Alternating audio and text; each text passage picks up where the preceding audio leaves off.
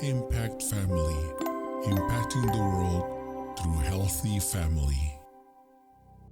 Shalom saudara-saudara, selamat berjumpa dalam Impact Family. Nah saudara-saudara, sekarang makna Natal dengan huruf H. H, hidup harmoni. Apa hubungannya Natal dengan hidup harmoni? Nah, kalau kita sudah mengenal Tuhan Yesus, kita adalah orang-orang yang sudah diselamatkan, kita mau melakukan perintah-perintah Tuhan.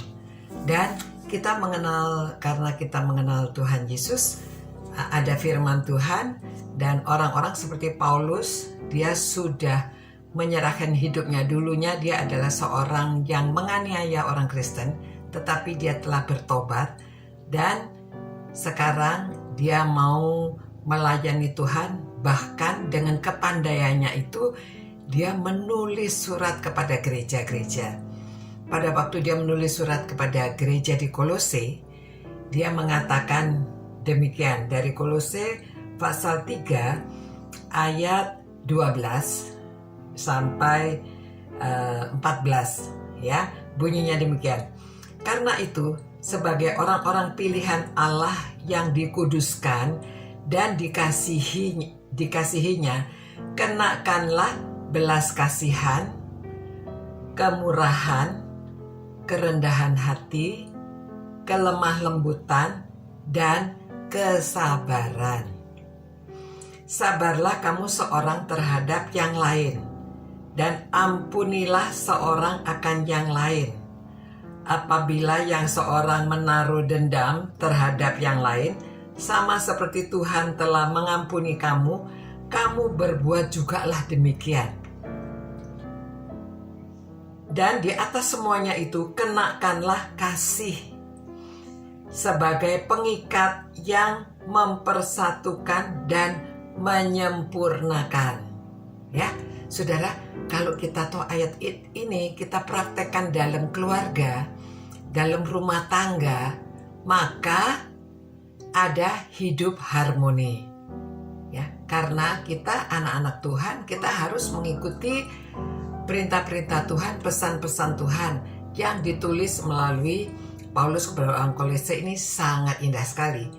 Tentunya keluarga akan hidup harmoni jikalau sebagai orang pilihan Allah yang dikuduskan, ya, kita kan sudah dikuduskan dan dikasihi, kenakanlah kasih, belas kasihan, kemurahan, kerendahan hati. Ya, kalau sedang bertengkar, kalau rendah hati bisa saling mengalah, kelemah lembutan, dan kesabaran.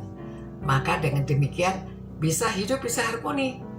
Ya, jadi kalau ada kesalahan, saling mengampuni. Waduh, ya, kita belajar dari Tuhan Yesus.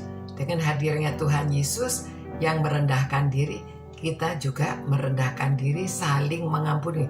Kita diampuni dosa kita oleh Tuhan Yesus. Kita juga harus mau saling mengampuni satu dengan yang lain, apalagi dalam keluarga. Orang tua dengan anak, suami istri dengan orang tua, dengan mertua. Tidak ada pertengkaran yang tidak dapat diselesaikan.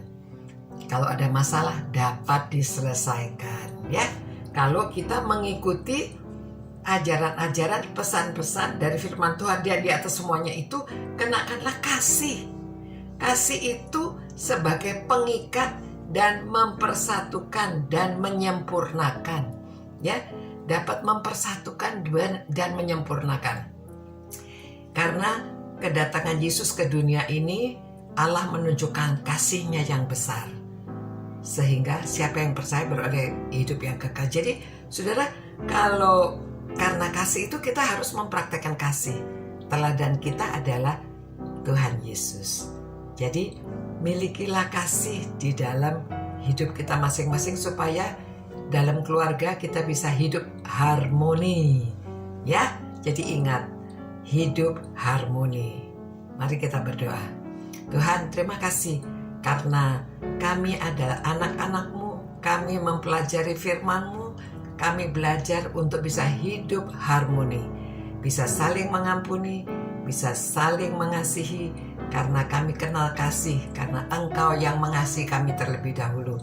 sehingga Engkau memberikan anak-Mu yang tunggal, menyerahkan, mengorbankan. Itu sebabnya biarlah kami semuanya juga belajar, bisa di atas semuanya kami menaruh kasih satu dengan yang lainnya. Terima kasih Tuhan. Berkatilah setiap orang yang merenungkan firman-Mu ini, agar mereka memiliki hidup harmoni di dalam keluarga. Dalam nama Tuhan Yesus kami berdoa dan mengucap syukur. Amin. Nah, sampai berjumpa pula saudara-saudara yang sudah merenungkan firman Tuhan. Kita belajar supaya bisa hidup harmoni, ya, menjadi kesaksian, bisa memuliakan Tuhan. Ingat ya, gaungkan glory.